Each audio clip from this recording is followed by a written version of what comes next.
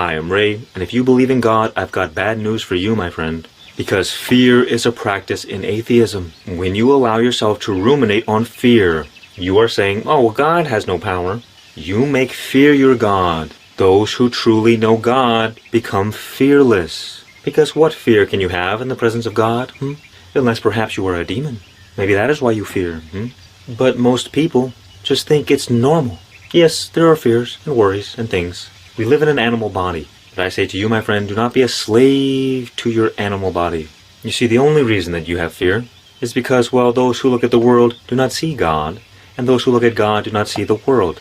And so you're just caught up in your worldly stuff. You look at your environment, or whatever situation you may be going through, and you say, oh, this is a problem. Something has to be done.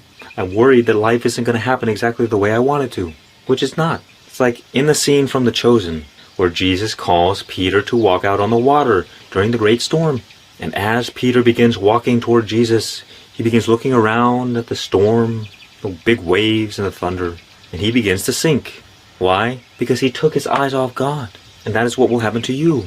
And you're so caught up in your worldly, animalistic life. This is why it is said, live by faith, not by sight, because your eyes will deceive you.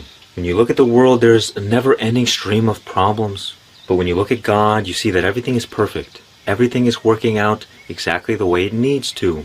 But worldly people can't understand that, because these are two opposite realities. So ask yourself this, do you want to be a slave to the laws of the world, or would you rather surrender to the laws of God?